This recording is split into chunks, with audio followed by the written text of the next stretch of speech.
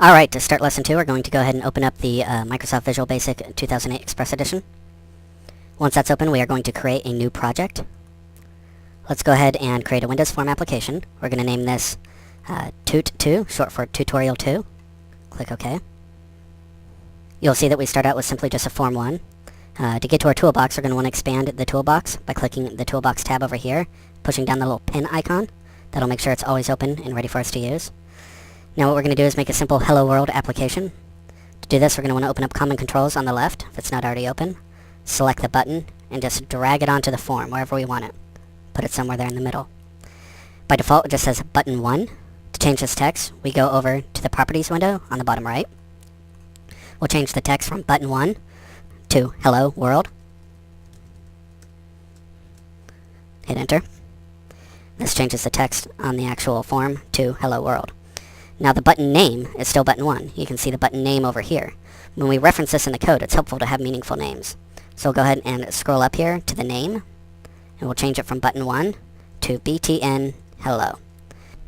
To get to the code that executes when you click on Button 1, when you run the program, simply double-click the button here in the Design view, and this will open up the code view. So we're going to go ahead and double-click, and we have the code view.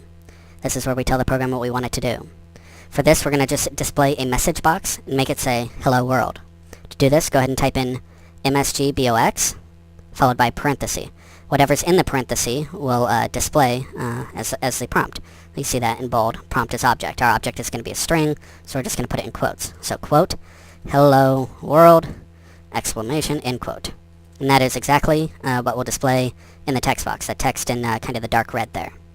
So when we run the program, we can either do that by hitting F5 or pressing the play button on the toolbar. We see our form and the Hello World button on the form. When we click Hello World, we get a message that says Hello World. This is a pretty plain text. It doesn't have any icon. The text up here in the title is simply the name of our program, and we just have an OK button. So we're going to hit OK. We're going to close this program. Now let's go ahead and make that text box a little more exciting. I'm going to disable this piece of code by making it a comment. To do that, we just put one apostrophe in front of the line. That changes the whole line to green. When the code runs, it will not use this line. We're just going to leave it there for reference. To get the fancier message box, you use messagebox.show. Like so. Then in parentheses, follow the little prompts here that are in bold. So text is string. We've already done this once. It's going to be quote, Hello World, exclamation, end quote. Then we put a comma to move to the next segment. Caption is string. That was the top left of the message box that in our example just said Tut2. So we're going to make this one just say hello. Put another comma. It says buttons. And we can see down here it already gives us our options for the various buttons we can that we can use. Abort, retry, ignore, OK, OK, cancel, retry, cancel, yes, no, cancel. For this, OK really does fit the bill best. Hit comma to move on to the next option, and it's going to be the icon. Again, you have many different icons that are already defined within Windows that you can use. We're just going to use the information. We can continue to add more options or just close the parenthesis here if that's all the options we want. We'll go ahead and close it. So now we have messagebox.show, hello world, hello, messagebox buttons, okay, messagebox icon, information. Now when we run this and click hello world, you can see that we have hello world, our text, our caption up here is hello. The information icon shows, which is the I in the blue. This is actually on Windows 7. On Windows Vista, it'll look just the same. Windows XP has its own XP icon, and just the one button that we specified, which was OK. So here we'll click it again. There we have the basic message box that just says Hello World. To be a little more specific, we'll have it say your name. Hello, whatever your name would be. My name is Andrew. So we're going to go ahead and click OK and close this window. Now we could just go in here and say Hello Andrew, and it would run just fine. However, if I was to give this program to a friend of mine, it would say Hello Andrew to them, even if their name is Bob or Samantha or, what have you. So instead, we're going to go over here to the design form. We're going to add a text box so the user can type in their name. So we're going to go ahead down here to the text box under Common Controls. We're going to drag that onto the form, above the button. Just kind of line that guy up. And also a label so they know what they're supposed to type in there. We'll drag the label over here, line it up. Now the label, we're going to go ahead, scroll down to the text property. We're going to type in, please enter your name. Hit enter, and you can see it changes the text to please enter your name. The text box, we're not going to place any text in there already because we want the user to type the text into the actual box. But we are going to change its name so we can more easily access it from the code. We're going to just change it to txt name. Hit enter, and it changes. Now we're going to go back to our code view using the tabs up here to form1.vb. So instead of hello and then the name there, we're going to put the name of the user that they type in. To do that, we're going to combine more than one string. We do that with the ampersand. So it's going to say hello ampersand me.txtname.text. Basically what this is saying is at the end of hello, glue onto that whatever they've typed into that box.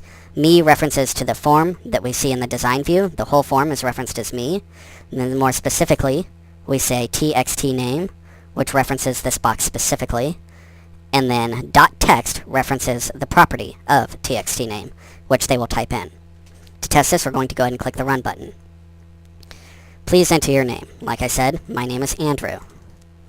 Click Hello World. It says Hello Andrew. Okay, this is nice.